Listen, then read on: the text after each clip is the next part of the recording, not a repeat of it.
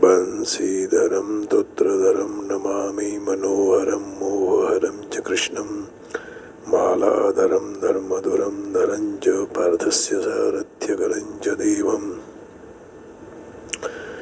कर्तव्यदीक्षां च समत्वशिक्षां ज्ञानस्य भिक्षां शरणागतिं च ददाति गीता करुणाद्रभूता कृष्णेन गीता जगतो हिताय।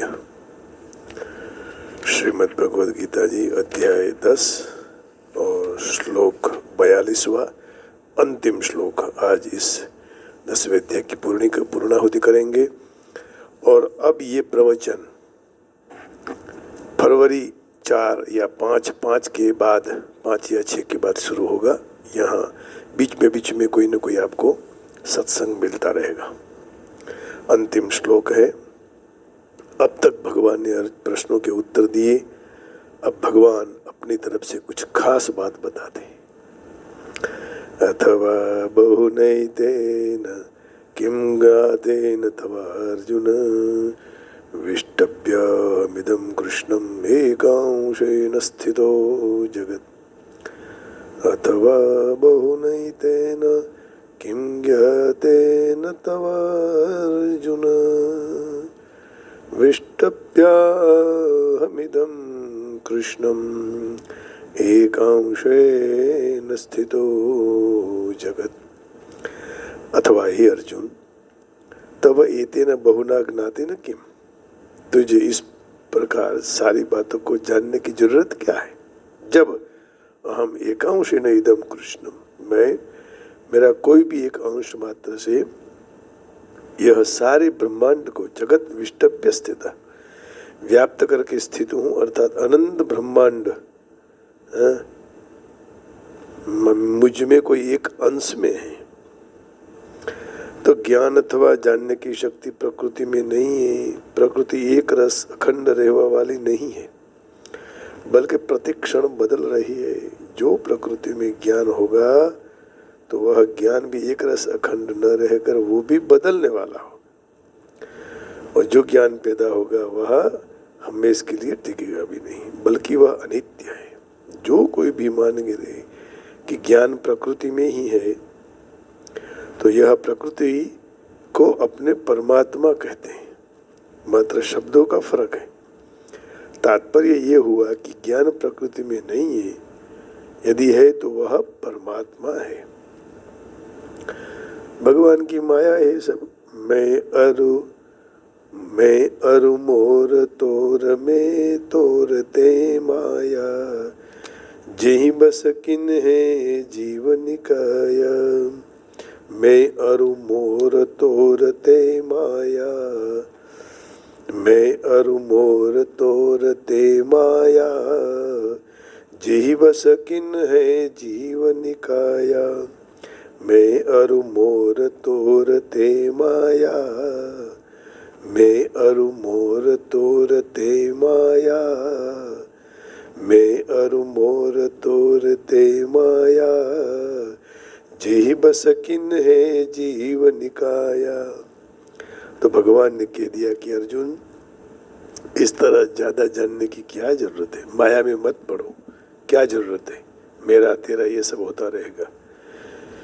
तो मैं अपना कोई भी एक अंश मात्र से सारे ब्रह्मांड को व्याप्त करके स्थित हूँ, अर्थात अनंत ब्रह्मांड मेरा कोई एक अंश में है।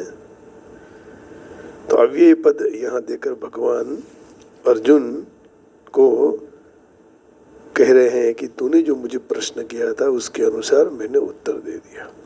अब मैं अपनी तरफ से तुझे एक विशेष महत्व की बात बताता हूँ। सार क्या है। बहुनैतेन किम ज्ञातेन तव अर्जुन। भाई अर्जुन, तुझे ज्यादा जानने की क्या जरूरत है। सब जगह भगवान है, मैं हूं, ऐसा स्वीकार लो, फिर कोई जरूरत नहीं है। मैं घोड़े की, अश्व की लगाम चाबुक पकड़ के बैठा हूं। दिखने में तो मैं सारथी हूं, परंतु मेरे शरीर के कोई एक अंश में अनंत कोटि ब्रह्मांड, महासर्ग, महाप्रलय दोनों अवस्थाओं में मुझ में स्थित है। इन सब को लेकर मैं तेरी सामने बैठा हूं, तेरी आज्ञा का पालन कर रहा हूं। इसलिए मैं तेरे सामने हूं। तब कई और बातें जानने की क्या जरूरत है? मुझ में ही महासर्ग है, महाप्रलय है, अनंत कोटि ब्रह्मांड मुझ में है। अब और आगे जानने की क्या जरूरत है? साक्षात परमात्मा बैठे।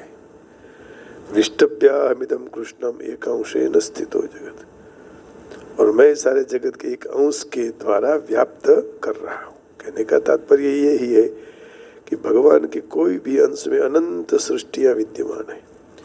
रोम रोम प्रतिलागे कोटि कोटि ब्रह्मांड, परंतु सृष्टियों से भगवान का कोई अंश के भाग बधा हुआ नहीं है। अर्थात भगवान के कोई अंश में ये सारी सृष्टि रहते हुए भी वहाँ खाली जगह पड़ी है। जैसे प्रकृति का बहुत अल्प अंश अपनी बुद्धि है। बुद्धि में कई भाषाओं, कई लिपियों, कई कलाओं का ज्ञान होते हुए भी हम नहीं कह सकते हैं कि अपनी बुद्धि अनेक भाषाओं और अनेक ज्ञान से भरी हुई है। इसलिए दूसरी भाषा, लिपि जानने के लिए जगह नहीं रही। कहने का तात्पर्य यही है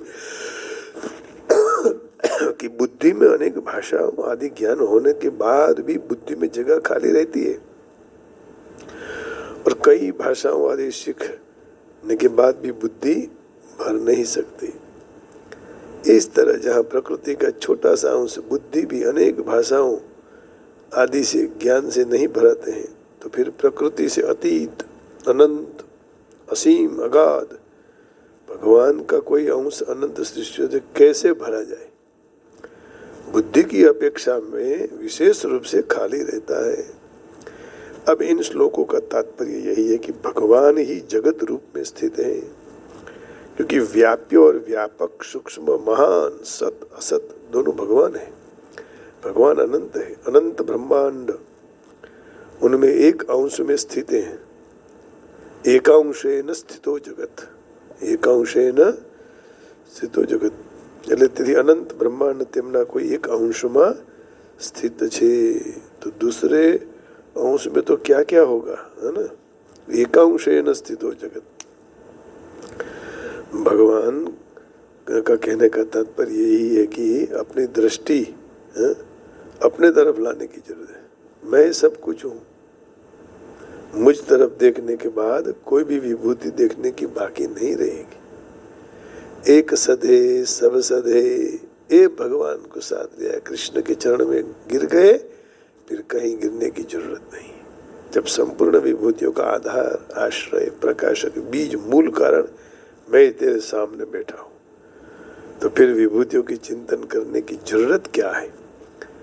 ओम तत्सदिति श्रीमद्भगवद्गीतासु उपनिषत्सु ब्रह्म विद्यायां योगशास्त्रे श्रीकृष्णार्जुन संवादे विभूति योगो नाम 10मोऽध्यायः। अथवा बहुनैतेन किं नादेन तवार्जुन विष्टभ्यामिदं कृष्णम् एकांशेन स्थितो जगत। अब यहाँ जो कोई भी विशिष्टता दिखाए वह सब भगवान की विभूति, ऐसे मानने से भगवान के साथ अपना योग होगा, संबंध हो जाएगा। इसलिए 10वें अध्याय का नाम विभूति योग रखा। 10वें अध्याय में 3 बार अर्जुन उवाच, अर्जुन उवाच आदि पदों के 6 श्लोकों के 556 और पुष्पिका के 13 पद हैं। 10वां अध्याय के 7 अर्जुन उवाच आदि पदों के 20 श्लोक के 1344, पुष्पिका के 46 अक्षर हैं। 3 बार से भगवान उवाच आया है, 1 बार अर्जुन उवाच है। 10वें अध्याय में जो प्रयुक्त हुए हैं छंद न विपुला, म विपुला, भविपुला, विपुला और पथ्यावक्त्र, तो यहाँ 10वां अध्याय नाम का पुष्प भगवान को अर्पण करते हैं। थोड़े समय के बाद फरवरी में इसको शुरू करेंगे। अब यहाँ हम श्री भक्ति वेदांत स्वामी प्रभुपाद जी का जो भाव है वो आपके सामने समर्पित करेंगे। परमात्मा रूप ब्रह्मांड की सब वस्तुओं में प्रवेश करने वाली परमेश्वर के समग्र जगत में प्रतिनिधित्व है। भगवान यहाँ अर्जुन को कह रहे हैं कि सारी वस्तुओं में किस तरह अपने अपने ऐश्वर्य तथा उत्कर्ष में स्थित है, अब ये जानने की जरूरत नहीं है। कृष्ण के परमात्मा रूप प्रवेशने से ही सर्व अस्तित्व है। बस इतना जान लिया, सब जान लिया। ब्रह्मा जैसे विराट जीव से लेकर कीड़ी चींटी तक क्षुद्र जो भी विद्यमान है वह सब भगवान, उसमें सब भगवान प्रवेश करके पालन करते रहते। ऐसा सतत प्रचार करते हैं कोई धार्मिक संघ की कोई भी देव को पूजने से अथवा परम उद्देश्य की प्राप्ति होगी, परंतु यहाँ देव पूजन को सर्वथा निरुत्साही बताया है, क्योंकि ब्रह्मा जी, शिव जी जैसे महान देव शुद्ध परमेश्वर की विभूति के अंश मात्र है। भगवान कृष्ण हर जन्म के प्राप्त होने वाले उद्भव स्थान है। भगवान से कोई महान नहीं है, असमौर्ध्व है, अर्थात उनसे चढ़िया बढ़िया कोई नहीं पड़ा, समो बढ़िया समान भी कोई नहीं है। पद्म पुराण में कहा है कि लोग भगवान कृष्ण को देवों की श्रेणी के करते हैं, પછી भले वह ब्रह्मा हो, शिव जी हो या मनुष्य, ऐसे मनुष्य पाखंडी गणे जाते हैं, क्योंकि भगवान ऐसे नहीं है, वो सर्वोपरि है।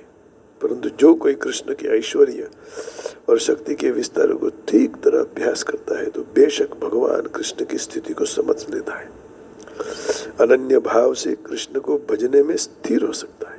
भगवान स्वांश विस्तार से परमात्मा के रूप में सर्वत्र व्याप्त है और हर विद्यमान वस्तु में प्रवेश करते हैं। इसलिए शुद्ध भक्त पूर्ण भक्ति युक्त होकर कृष्ण भावनामृत में एकाग्र चित्त होना जरूरी है, इसलिए वह सदा दिव्य स्थिति में होते हैं। इस अध्याय के श्लोक 8 से 11 में कृष्ण की भक्ति और पूजा का स्पष्ट सूचन है। शुद्ध भक्ति यही मार्ग है और कोई मार्ग नहीं है। 8 से 11 हम ले लेते हैं कि भगवान इसमें क्या कह रहे हैं। 8, 9, 10, 11 है ना, 3-4 श्लोकों में अहम सर्वस्य प्रभवः मत्तः सर्वं प्रवर्तते इति मत्वा भजन्ते मां बुधा भव समन्विता। मैं समस्त दिव्य भौतिक विश्व का कारण हूँ, हर वस्तु मुझ में से ही उत्पन्न होती है। जो बुद्धिमान मनुष्य इस तरह जान लेता है वह मेरी प्रेम भक्ति में पिरो जाता है या अपने मन को पिरो लेता है, सर्वदा अंतःकरण पूर्वक मुझे भजता है और वह स्वीकार कर लेता है नारायण परो देवः माज्जातश्चतुर्मुखः तस्माज्जातश्चतुर्मुखः तस्माद्रुद्रो भवद्देवः स च सर्वज्ञतां गतः। माने नारायण पूर्ण पुरुषोत्तम ही जिनसे ब्रह्मा जी उत्पन्न हुए और शिव जी भी उत्पन्न है। वराह पुराण में कहा ऐसा, नारायण परो देवः तस्माज्जातश्चतुर्मुखः तस्माद्रुद्रो भवद्देवः स च सर्वज्ञतां गतः। आगे कहते हैं मच्चित्ता मद्गत प्राणा बोधयन्तः परस्परं कथयन्तश्च मां नित्यं तुष्यन्ति च रमन्ति च। मेरे शुद्ध भक्तों के विचार मुझ में निमग्न है, उनके जीवन पूर्ण रूप से मेरी सेवा में समर्पित है और वे परस्पर बोध देकर मेरी बातों करके परम संतोष और आनंद का अनुभव करते हैं। तेषां सततयुक्तानां भजतां प्रीतिपूर्वकं ददामि बुद्धि योगम तम येन माम उपयान्ति ते। और जो भी मनुष्य मेरी प्रेम पूर्वक सेवा करने में सतत समर्पित रहते हैं, उनको मैं ये ज्ञान देता हूँ जिससे वह मुझे प्राप्त कर लेते हैं। अंतिम श्लोक। तेषामेवानुकंपार्थम अहम अज्ञानजं तमः नाशयम्यात्मभावस्थो ज्ञानदीपेन भस्वता। भक्त के ऊपर विशेष कृपा करने के लिए उनके हृदय में निवेश करने वाला मैं हूँ। ज्ञान रूपी प्रकाश मान दीपक के द्वारा अज्ञान जन्य अंधकार को मैं दूर करता हूँ। तो यहाँ भगवान ने 4 श्लोक में कहा कि जो मेरे शरण में आ जाए, है ना, उसको बेशक में प्राप्त हो जाता हूँ। तो शुद्ध भक्ति यही मार्ग है। इस अध्याय में ठीक तरह समझाया कि मनुष्य किस तरह सर्वोच्च भक्ति की सिद्धि अर्थात पूर्ण पुरुषोत्तम परमेश्वर का संग प्राप्त कर सकते हैं। कृष्ण की परंपरा का एक महान आचार्य श्रील बलदेव विद्याभूषण इस अध्याय के भाष्य के समापन में कथन कहते हैं, यच्छक्तिलेशात् सूर्याद्या भवन्त्य अत्युग्र तेजसः यदंशेन धृतं विश्वं सकृष्णो दशमर्च्यते। कौन है कृष्ण भगवान? बोले प्रतापी सूर्य भी कृष्ण की शक्ति में से ही शक्ति पाते हैं। समग्र जगत का पालन करने वाले एक स्वांश विस्तार से होता है, इसलिए श्री कृष्ण ही पूजनीय है। यच्छक्तिलेशात् सूर्याद्या भवन्त्यग्र्युग्र तेजसः भवन्त्य अत्युग्र तेजसः यदंशेन धृतं विश्वं सकृष्णो दशमेर्च्यते। तो ऐसे भगवान कृष्ण की पूजा होती है और किसी की पूजा नहीं करनी चाहिए, क्योंकि एक को सिद्ध कर लिया तो सब सिद्ध हो जाते हैं। फिर यहाँ तहाँ भटकने की क्या जरूरत है? इस भवाटवे में ऐसे कहाँ तहाँ भी भटकते रहोगे तो अंत में कुछ नहीं मिलने वाला है और पछताने के सिवाय और कुछ नहीं रहेगा, है ना। तो क्या कहा? अथवा बहु नहीं तेन किंग आतेन तवार्जुन विष्टभ्यामिदं कृष्णम एकांशेन स्थितो जगत। But what need is there, Arjuna, for all this detailed knowledge with a single fragment of myself? I pervade and supports this entire universe. But what need is there, Arjuna, for all this detailed knowledge with a single fragment of myself? I pervade and support this entire universe. This Supreme Lord represented throughout the entire material universe by his entering into the things as the super soul. The Lord here tells Arjuna that there is no point in understanding how things exist in their separate opulence and great grandeur. He should know that all things are existing due to Krishna entering them as super soul from Brahma, the most genetic entity, up down to the smallest, and all are existing because the Lord has entered each and all and is sustaining them. सस्टेंटिंग है। तो इस प्रकार यहाँ 10वें अध्याय तक हम पहुंच गए हैं। 11वें अध्याय की शुरुआत जब भगवान करवाएंगे तब करेंगे, लेकिन यहाँ तक पहुंच गए हैं। भले उसकी नगरी बहुत दूर हो, लेकिन हमें वहाँ पहुँचना तो है। आके फिर शुरू करेंगे 11 से, है ना। ये इसलिए मैं कह रहा हूँ कि मैं भागवत कथा करने के लिए जा रहा हूँ, तो बीच में वो सब विक्षेप रहेगा, इसलिए। तो आइए अब हम भगवान की भले बड़ी दूर नगरी हो, लेकिन पहुँच जाएंगे। कैसे आऊं रे कन्हैया, कैसे आऊं रे कन्हैया, तेरी गोकुल नगरी बड़ी दूर नगरी, बड़ी दूर नगरी।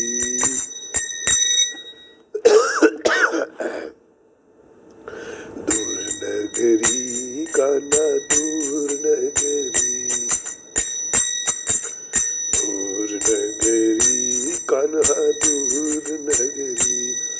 कैसे आऊं रे कन्हैया, कैसे आऊं रे कन्हैया, तोरी गोकुल नगरी बड़ी दूर नगरी, बड़ी दूर नगरी।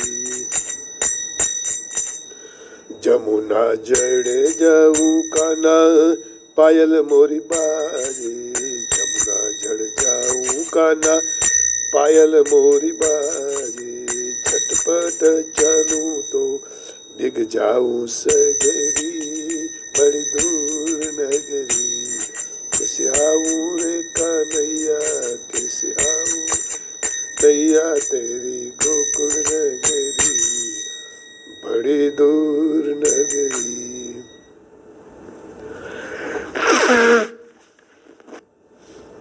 सखी संग आऊं कान्हा शर्म मोहे लागे, सखी संग आऊं कान्हा शर्म मोहे लागे। अकेले आऊं तो भूल जाऊं नगरी बड़ी दूर नगरी। कैसे पूरे कन्हैया तेरी गोकुल नगरी बड़ी दूर नगरी।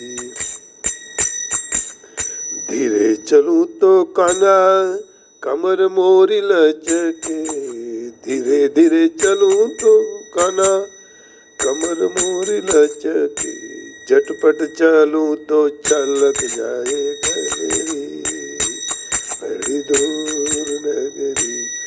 कैसे आऊं रे कन्हैया, कैसे आऊं रे कन्हैया, तेरी गोकुल नगरी बड़ी दूर नगरी।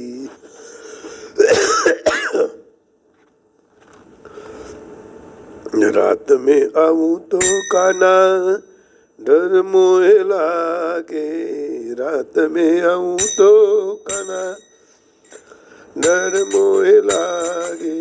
दिन में आऊं तो देखे सारी नगरी बड़ी दूर नगरी, बड़ी दूर नगरी। कैसे आऊं रे कन्हैया, कैसे आऊं रे कन्हैया, के गोकुल नगरी बड़ी दूर नगरी।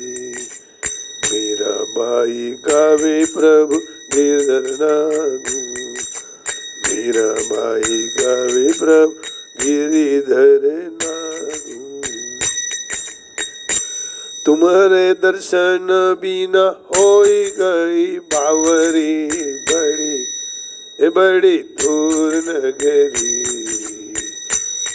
बड़ी दूर नगरी। कैसे आऊं रे कन्हई, कैसे आऊं रे कन्हई, तेरी दूर नगरी बड़ी दूर नगरी। कैसे आऊं रे कन्हैया, तेरी गोकुल नगरी बड़ी दूर नगरी, दूर नगरी कान्हा दूर नगरी। हे कन्हैया तेरी बहुत दूर नगरी है, कैसे आऊं। लेकिन भगवान की इच्छा होती है तो हम वहां तक भी पहुंचने में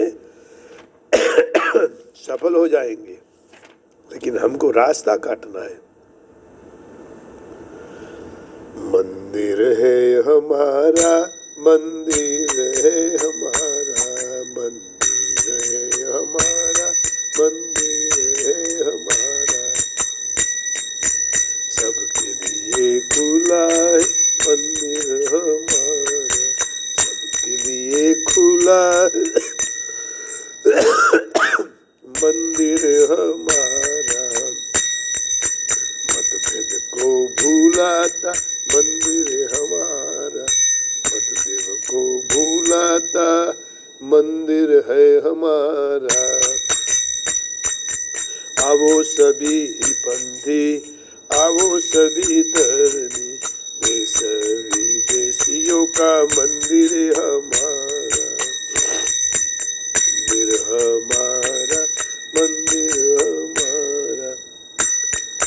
मानव का धर्म क्या है, मिलती है राज से, मानव का धर्म मिलती है राज, जिसमें चाहता भला सभी का मंदिर है हमारा,